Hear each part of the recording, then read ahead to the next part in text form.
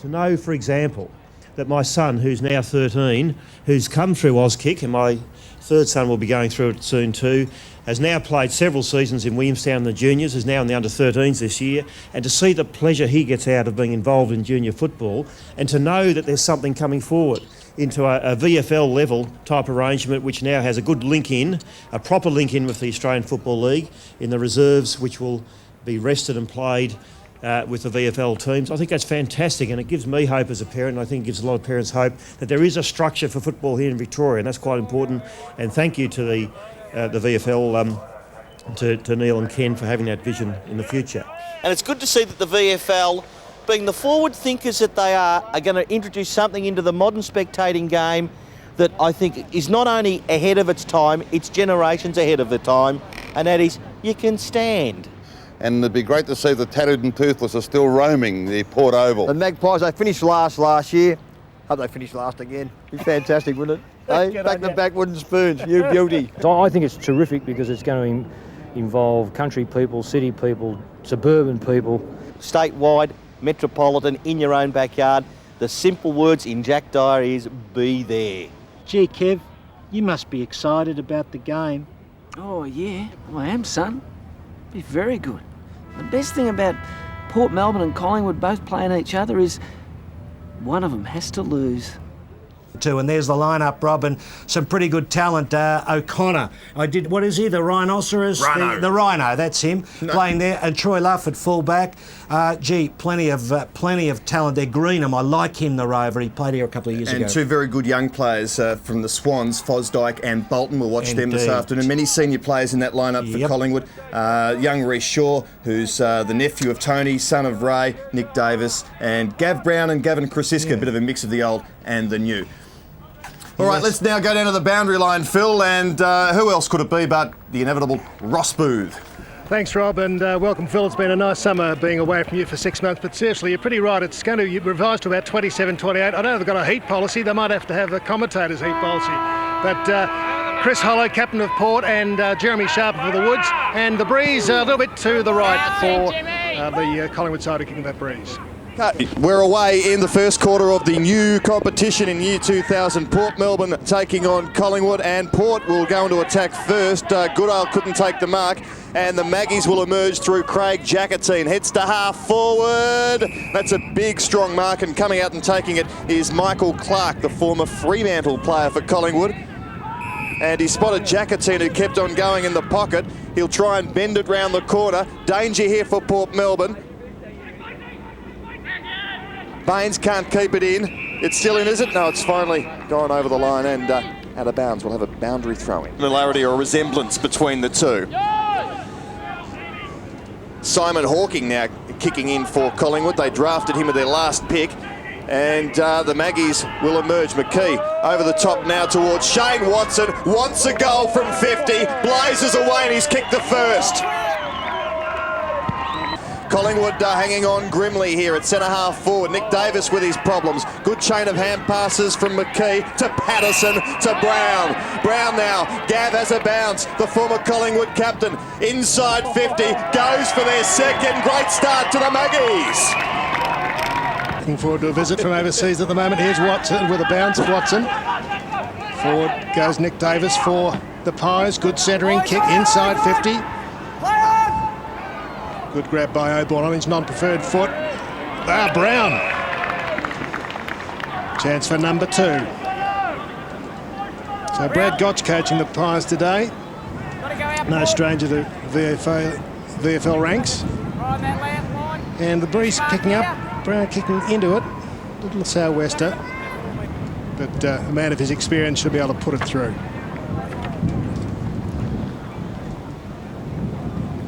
You can hear that wind in the effects, Mike. It's really gusting up now. Might make it a bit more difficult for him. Gavin Brown, well, after getting thrashed by the Box Hill Hawks in a practice match last week, they've started really well, kicking the first 3 goals. Nick Davis tries to find a way through and does so pretty successfully. We've heard a lot about Reece Shaw's pace, and he's had a couple of bounces, created some space for himself, kicked like his uncle really in the early days. He gets it back to Krasiska. Magpies in towards the forward pocket. Here's another one coming up. It's Craig Jacketine. No, sorry, that's Tyson Lane. Back to Clark. Long bomb, pretty good too, right to the danger area. Waiting at the fall is McKee. Oh, got a trip. Time to get up. No tackle laid yet. That's not so good. Could be number 5. Around the corner. By Sharpen, the captain. Got it. He's got it. Well, that's 5 goals in 7 minutes to the Pies. With a kick. Took an eternity to get it onto the boot.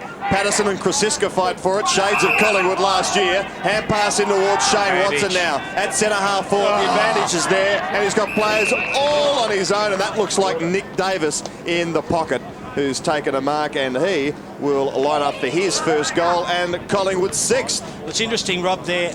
I'm pretty sure Ryan O'Connor was down in the back half, but he went the wrong way. Couldn't fill that little gap in.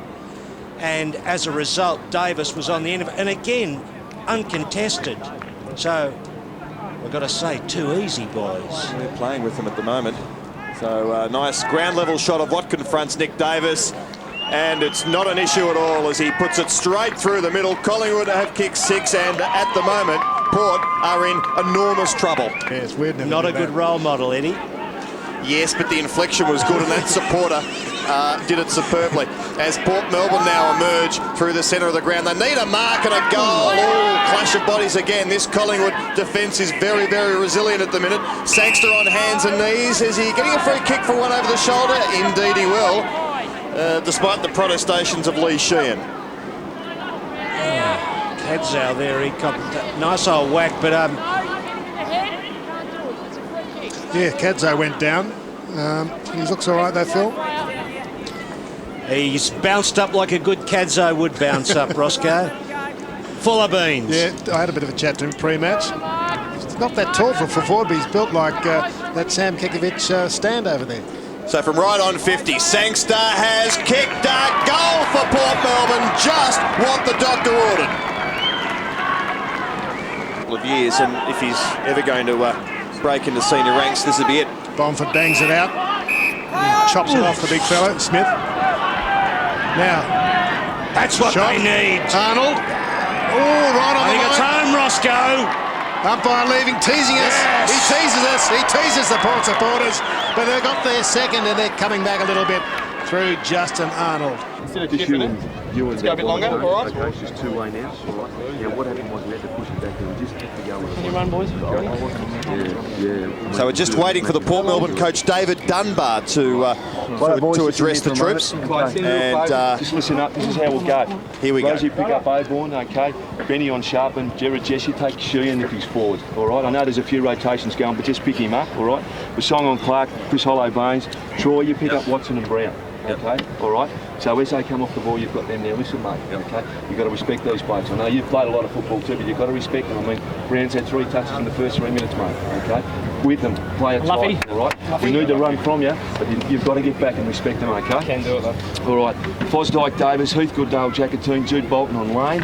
Okay, Lane's had 11 touches, so we need to shut him down, Jude. All right. I've spoken about that. Nashi back on across half forward. Ryan O'Connor, Justin Arnold, Luke McCormick, Stewie Cadzow, Will Sangster, Will and Shafe. Make sure you keep pushing up. Okay, keep pushing up the ground, give Stewie that space. So Shafe in the ruck, bomber, just change with Luke McCormick. Okay, we'll only go 2, not 3, all right. And Greenie, you'll change with Justin Arnold, all right. Okay, so that's how it'll go. Now listen, okay, we got blown out the water the first 5 minutes, and simply because blokes didn't have weren't accountable for a man. So we need to really lock onto a bloke at the moment. With the rotations that they're throwing, you may find yourself go out of the midfield and go down in their back lines for a little while. So be it, okay. Just stay with your man until we can work things out and you can work things out. Now, in the back half, what was happening was we're trying to make adjustments up in the box. You blokes have got to be smart enough to do that with the size and shape down there, okay? So it means when the rotations happen with them, communicate and work it out so that we get it worked out, okay? So we had Luke McCormick on Watson down back there at one stage. I mean, you blokes have got to sort that out, all right? So communication down back is just crucial at the moment. Communication to work it out. I mean, they had 7 forwards. There was a bloke running around by himself. Who was it? No, boys. No one calling someone back. We've got to look. We've got to use our eyes to help ourselves out there, all right? Now, listen, the heat's on. We can't afford to muck around with the footy, okay? I don't know what happened over here with you, Greenie. there was obviously no voice, no one across to shepherd and help out. So we just need to do that, okay? We need to get across and help out while it's hot, while the bloody pressure's on. We've got to get across with numbers and be harder at the football, okay? Which we started to get a little bit better in the last 10 or 15 minutes. We started to get our hands on the ball, got ourselves back in it. Okay, now the first 9 minutes or so, they've kicked 6 goals. We're starting to get a fingertip grip back on the game. We've got a couple of goals in there. Now we've got the breeze this quarter. We want to try and work this side of the ground. So, a lot more run, a lot more intensity, a lot more numbers around the ball. I mean, they're going to make us pay because of their skill at times, okay? That'll happen. But what we have to do is make sure we put pressure on. We've got to put pressure on them, and that means... Okay, there's David Dunbar, the coach of this Port Melbourne combination, which is topped up by South Melbourne players. And interesting, Phil, what he was talking about there. Obviously, a bit of confusion going around with the rotating forward line and rotating midfield of Collingwood in that first quarter, and the players were a bit lost, and sounds as if he admits, look, we didn't pick up on a few things that we should have as well. Gee, Sangster had got the hands on that. That'd have been a real chance, the Borough. Heath Scotland goes for home. It's a good kick. That looks pretty good. Excellent kick from Heath Scotland. Port. Good tap down by McKee. Good kick. Snap. It might be Bomford who's kicked the goal. He's being congratulated. I think it was. But they won't really know each other terrifically well. It will take some time.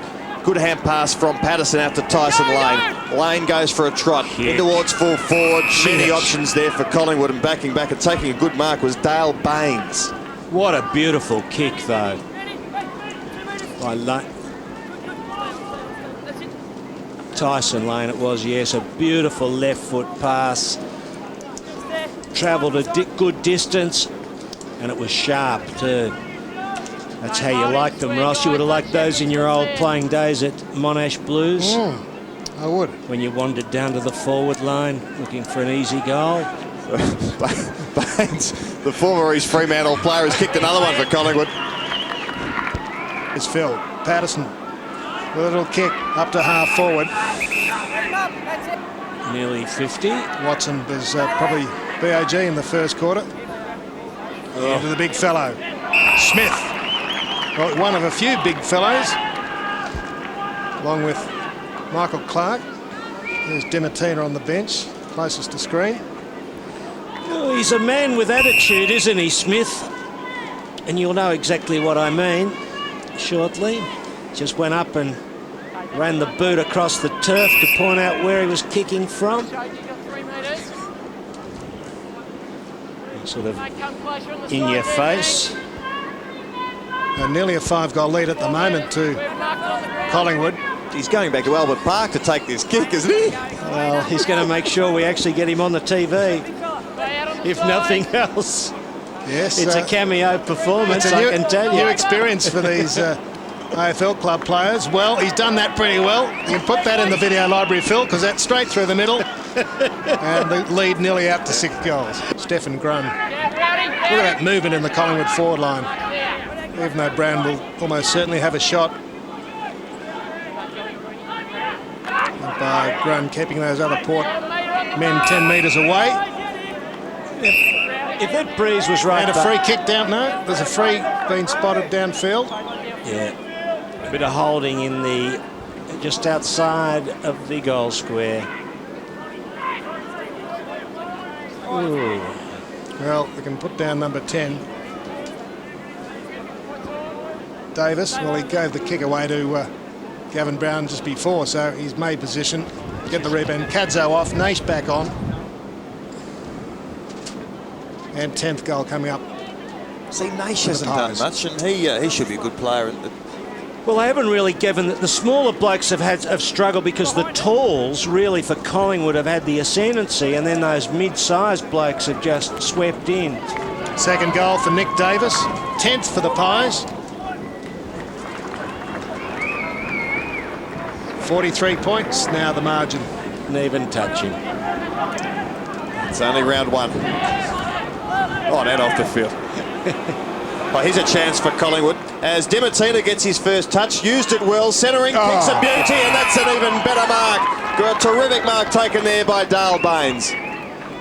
He showed a bit of class and thought there, Baynes. You see how he was out of position, but he figured that if he could get that hand on the ball, he had Hollow slightly out of position, so he tapped it down with the right.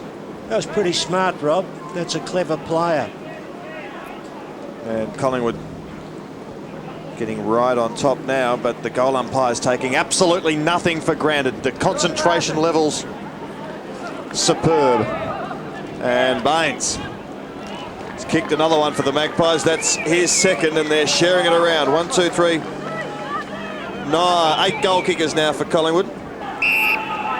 McKee now for the Magpies. Good long kick to Gavin Brown, who's back with the reserves today. So that's 50. He'd be very, very keen, the former Collingwood skipper, to impress and get back up in the seniors. He wouldn't have played too much reserves football at all. It'd be an unfamiliar feeling for him. Troy Luff there responsible for that 50, and I think the umpire was spot on. He held him for too long, then the ball slipped out of the hands. Now whether Luff actually tapped it out or not, I don't know, but I don't think that really mattered because he just hung on for too long, and it was not good play by Troy Luff. And Port Melbourne at quarter time, Ross, were most concerned about Collingwood's merry-go-round of players throughout the middle and also into their forward line, and I think you saw a pretty good example of it there with Krasiska just all on his own, and the easiest pass and in the end the easiest goal in the world resulting from it. Another one to the Magpies. They're going away. E3. The Magpies in towards full forward. Brown lurking. Taps it over towards Patterson on the left. The sidestep, then the left. Goes for home and has kicked another Collingwood goal. Again in time, it's pretty hard to get a kick. Dinatina, well done, just barged his way through. Davis slips it over the top to Gavin Brown. He can kick a goal or hand pass it, decides on the unselfish thing, and Dale Baynes has kicked his third. No, clearly carrying weight too, I reckon. He's not top notch, you wouldn't think. Scotland, Ola Renshaw, who's had an interrupted pre-season, kick to the square, bit of holding. Fosdyke was being held. Leicester Lane has got away with that, and he's going to play on. Bit clever. Touched, was it? Oh, God. He's put that through. He has just pinged that. He has. You've got to be joking. Very clever play. Getting away with a free kick, I reckon, first, Phil, and then sneaking away, very quickly playing on. Saturday of the new VFL in the year 2000.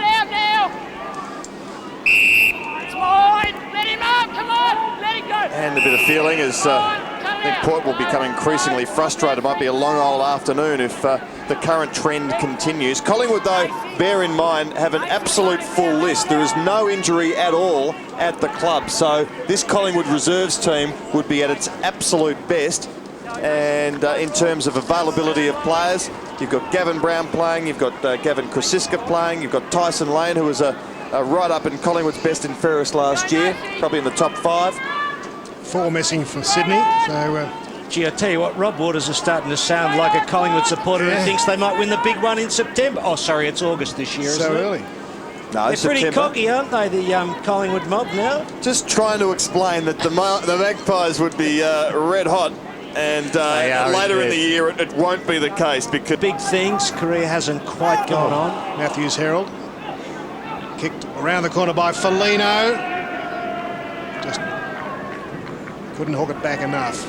I'll tell you what, for Port Melbourne though, Phil, there are a number of ex-AFL players who really haven't shown much today. Naish is one, Matt Francis, who just dropped that chest mark, played with Collingwood for a while, and Richmond. I mean, he's hardly been cited. It's odd. No, you're right. I mean, they need more out of those blokes. They got rattled early, you know. 6 goals in 10 minutes. It was pretty strong stuff from the Pies. Well, it was a big ask, yeah. They really set the pattern for the game and the likes of Brown. And there you see it. Look at that. 12 goals to Collingwood in front as this new competition kicks off in the year 2000.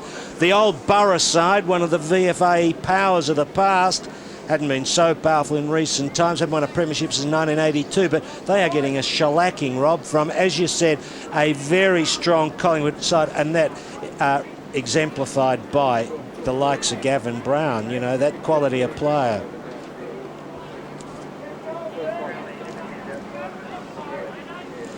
Yes, that's right. Well, Port have won 4 of the 7 contests going back to 1896. So Collingwood win today. We'll make it 4-all, so there'll be a bit of justice for the Collingwood supporters who've probably borne a grudge since those days, no doubt, Ross, those who are still around. I think it would have been mentioned in the pre-match address, Phil. Absolutely, no doubt. And Port Melbourne won the first match between these two, and Collingwood trying to reverse it in the new VFL. I did spot Digger in the rooms, Phil. Yeah.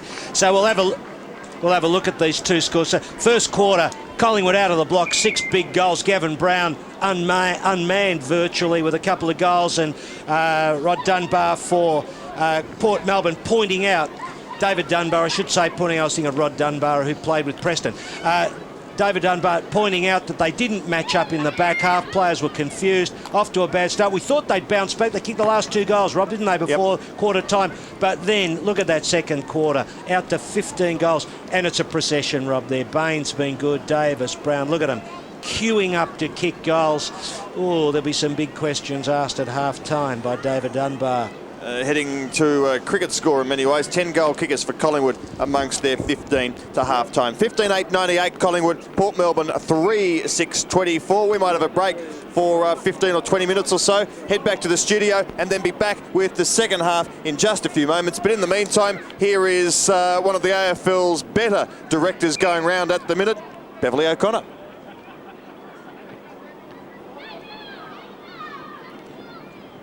The back, Clark gives it to Kraseska, up towards a pretty open forward line. Oh, strong mark to Watson.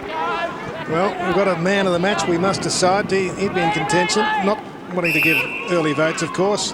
He completely outplayed Jess there, Watson, didn't he? That was just the way he marked that ball. It was just all experience, body weight, and size. Gee, it didn't look good, you know. Jess outplayed. Yes, Ross, got to decide on the man of the match.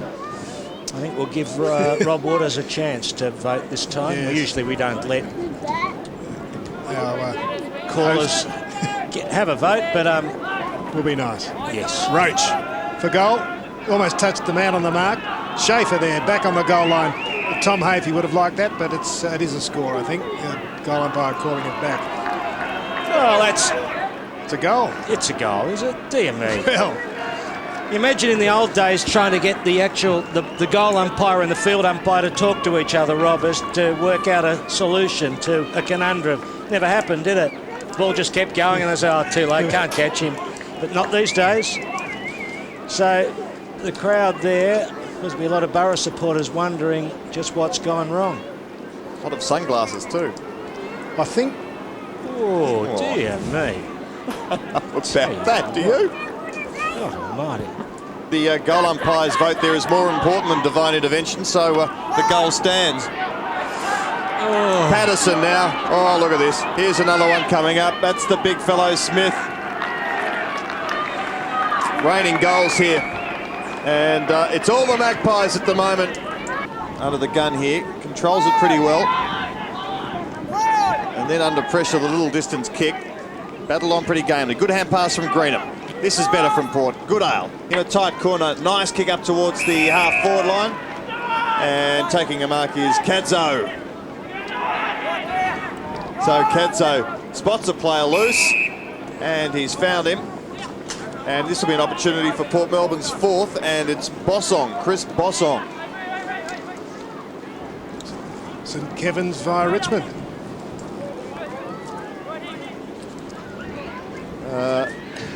That's what confronts him. Port trying to keep this lead sort of under 100. Nice left foot kick. There's the win. Got hold of it too late. Don't think it matters. So, good kick there from Bossong. Nice build-up. Hollow battled on gamely marks. Kadzo now, 50 and closing. Smith went for the tackle. Dreadful kick from Kadzo. Free kick. And that's going to be a free kick. And Naish will have a shot from, well, only 10 or so metres out. He'd normally eat these, but he hasn't had the greatest day in the world. But he's starting to get involved in this third quarter, which will hearten Port supporters. 20. He's 20 years old. And 2 R's in Herald, Phil. Just the computer technology just a bit slow there. Right. Thanks, Ross. Y2K bugging. Got the goal. Good goal from Chris Naish, and well, Port have added a couple in this third quarter and certainly getting more competitive, but their task is enormous. Monumental.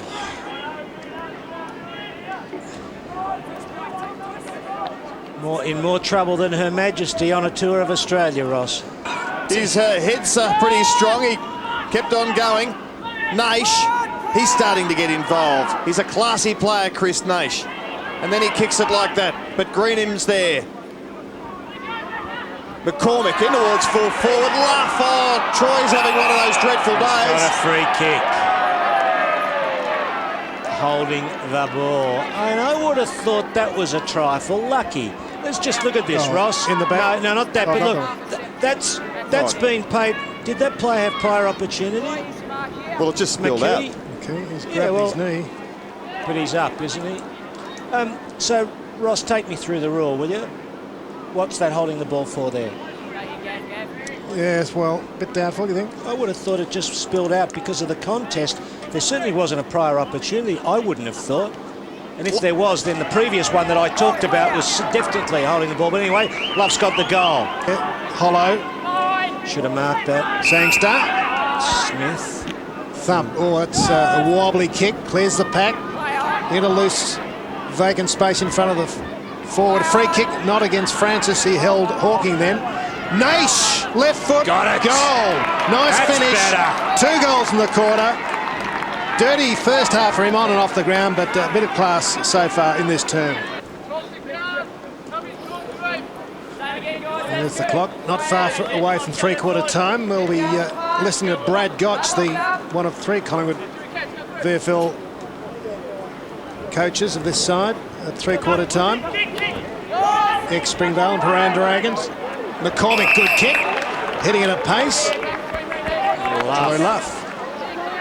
I would have thought this is around about that inside 50 mark is where the Swans would be preferring to see this bloke play, but of course maybe they're looking at a spot in the back half, as you said, Ross. We'll have to get to the bottom of that. Now the breeze is from left to right. We'll watch it move through the air. You think he'll kick it, Phil? Should be able to. Well, he's not in the top bracket of kicks, I wouldn't have said. Doesn't leave the boot sometimes all that well. No. Lovely. Oh, too much breeze maybe. Oh, all right. He's got it. That's 2 goals to Luff in the turn. 2 goals to Naish. 1 to Bossong. And they've kicked 5. But it's a free kick, umpire. Looking an awfully lot better than what it was. Bolton. Big, long kick again. Other one would be handy. Oh, it's a free kick, surely. They've still got a goal of Luff. Yes! Oh, Luffy's on fire. He's kicked through for the top. And they're making a bit of noise, the Borough fans.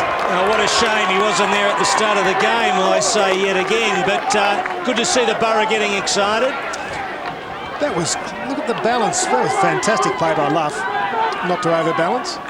It was very smart, and you're dead right, Ross. He pulls himself back, doesn't he? Because he knows he's right. He's doing a bit of a ballet dance there, because if he just tilted, he was gone. And good hand pass from Matthew Francis. Supplementary question. How would I have been if he was in the dock? I'd have just stopped. Video evidence. Good kick from Gavin Brown on the side. Isn't it? He is a very long kick. So it was a big fight back, Rob, by the Port side there.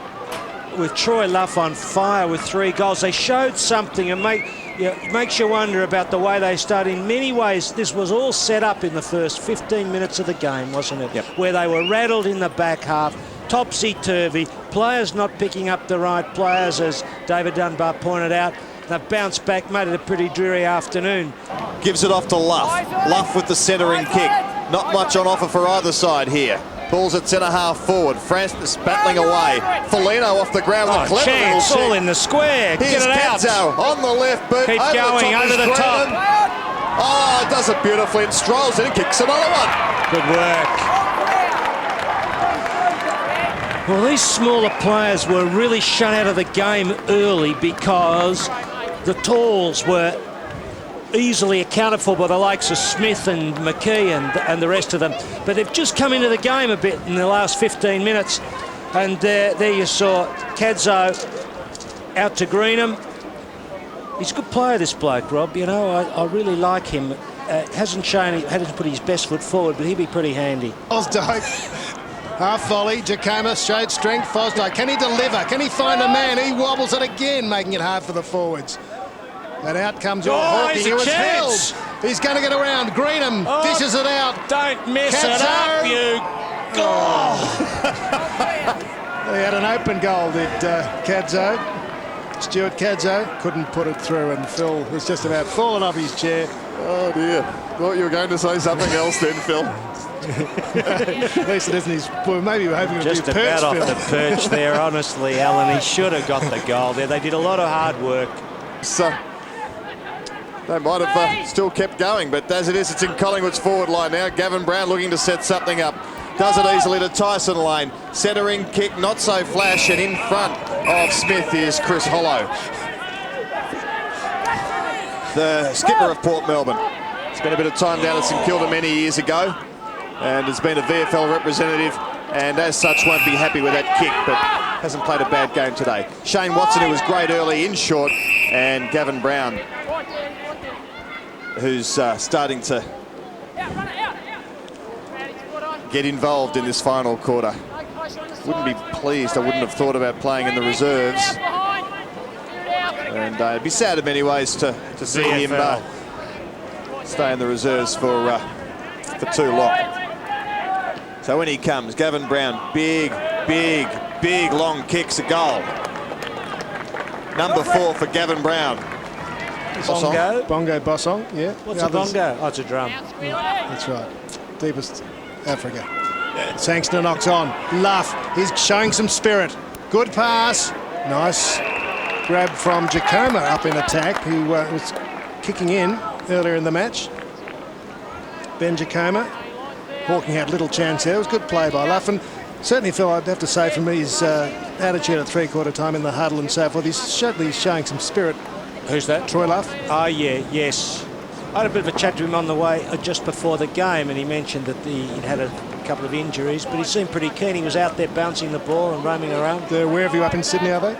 Here's Jacoma. He said, how's the Republic going? I said, don't ask. And I think he's missed. No, he's got it. Well, he didn't look too excited, but it was there. So that's 2 goals. Coming back, as I think he's, you know, I didn't really explore the nature of the injury. It was pretty obvious with all that tape around his thigh. But yeah, but he's a lively, dangerous, roaming forward player, isn't he? Unfashionable player for many years, but been effective in the last couple. Oh, there's trouble. Watson for Collingwood and misses what he would have liked to have kicked. Interesting to see how quickly they get. Now look at Collingwood, no zone defences out. Now that's interesting, look at that. Oh, important fumble from Fosdyke. He's good enough to spin out of trouble. Chance now for Port Melbourne. Arnold in towards full forward, and a good mark here has been taken by Bongo Bossong. Oh, the drums are beating Roscoe in front of the grandstand now. Well, he's banged it through as Bongo. And another one to Port Melbourne, and I was wrong there. It wasn't Arnold on the half-forward line. It was Swan who's come on for one of his few touches. But, Bossong, when he gets clear and is leading, well, here's Swan with the kick into Bongo. He's, yes, and Kevin's via Richmond. He's only a 22, going on 22. Yeah, a bit of an echo in here, a bit like Colonial, Phil. Little give to Patterson. And turn to Stone. Trouble. And out here's Clark. Oh, the big left footer's just sort of, well, I thought he was going to punt it to the square, but goes short to Brown. Marks inside 50. He goes short. Well, should be a goal coming up. Patterson's unattended. And he's got to line it up and try and put it through. Jeremy Sharpen kicked, I think, the first goal of the match. There's Brown's little pass. So the Port defence caught coming back and turned it over to half forward. Sangster off. Maybe because he didn't get to the contest. It wasn't a very good bounce in the centre square. Perhaps he's getting tired. sorry, I yawned as you said that. I thought it was just the sound effects, the wind. Sharpen, looks okay. Easy. Not the most elegant of style, but certainly effective. That's 2 goals to him. So since Port half-time, Port have kicked 9 goals and Collingwood have kicked 6.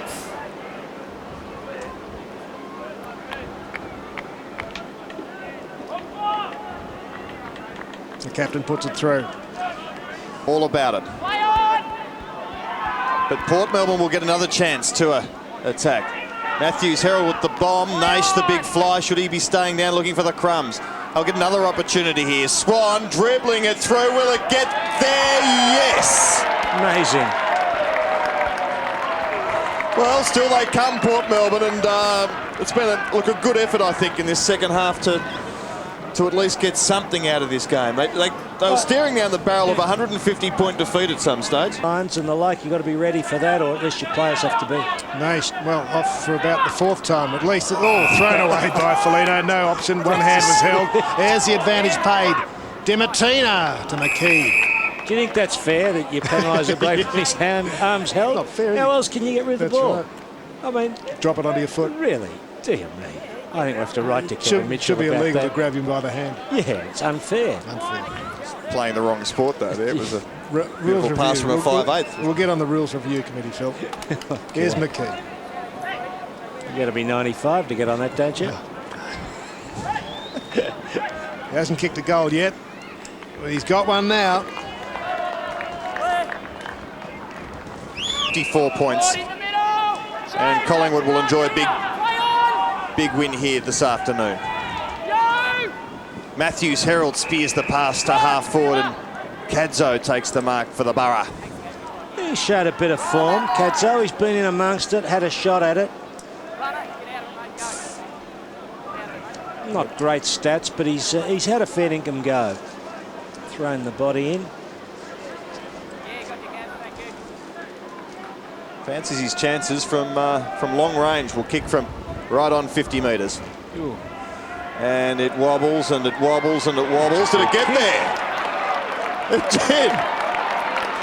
And it didn't seem to go over the line with much conviction, or was there anyone there to stop it from going over the line? I got a feeling if a Collingwood defender was there, he could have marked it. Let's see how far out he is, because Ross Booth swears the wind is comprehensively blown to the right of screen. Now let's look at, he kicks that from 51 metres. Yeah, helicoptered it through. He did helicopter it. It went about 53 metres. Ricky Olorenshaw by the looks of things, is it? It's Auburn.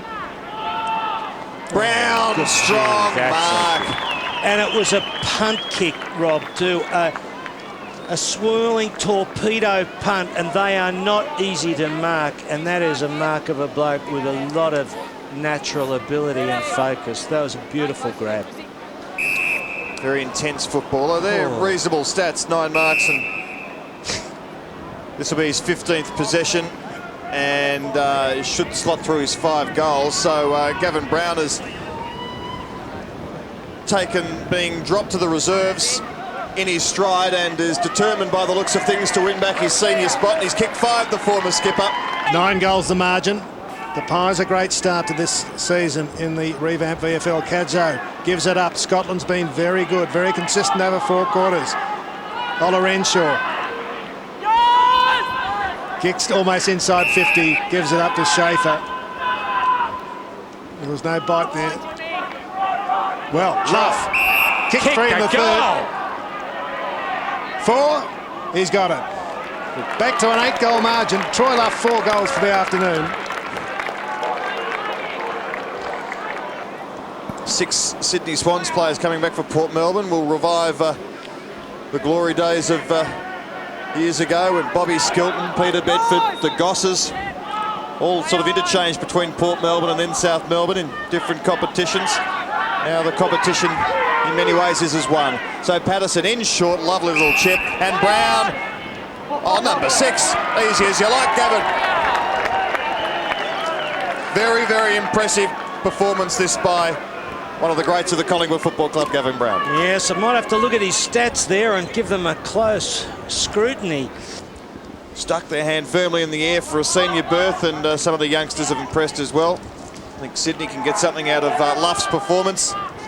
Maybe even Fosdyke and Port Melbourne can be encouraged after a very slow start that they'll be competitive when they get their act together. Here's Bossong, a Sangster into Luff, could have kicked it himself, and I don't think Greenham got there in time. No, he didn't. Good umpiring there, because that was right on the death knell, wasn't it, Rob? Indeed. The umpire spotted it. In the old days, they would have been a goal.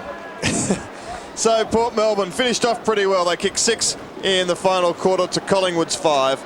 And a big win for the Magpies, 24-12 to Port Melbourne's 15-12. 9 goals the margin in the end, but really not a bad start in beautiful conditions to this competition. Certainly, I think, Phil, the standard of the footy was very, very high, and look, it'd be above what we saw in the VFL last year. I would think so, Rob. There's, you know, more bigger players. There were more talls on the field today, more quality talls. We haven't had the same number of quality talls in a game. The kicking was first class. The problem was the discrepancy between the two sides early, and you've got to think that through a little bit. There's a series of explanations for it, and the Collingwood side played more like a team, didn't it, than Port. Now Port's going to have that slight problem, during the year with players coming from Sydney. But anyway, good result by the Magpies, good start. But the other thing was they fought back well, the Borough, and in the second half, when Luff got into the game in that forward section to the right of screen, they really flew. Anyway, yeah, good start. Not a bad crowd in. I thought there would have been more, but a hot day probably had people staying at home to listen to our broadcast. If not heading off to the last beach day, perhaps, of the current season. But look, it's difficult to talk up a 9-goal loss, but from a perspective that it could have been a hell of a lot worse. They were looking at a 20-goal loss at some stage. Port fought on well in the second half, where they scored 12 goals to Collingwood's 9. And interesting, before we saw McKee and Greenham having a chat, playing in opposite teams today, but former Richmond teammates. So a lot to come out of it for both sides. The Magpies can be pretty pleased with their efforts. Gavin Brown there with his 6 goals. He'd be in the running, wouldn't he?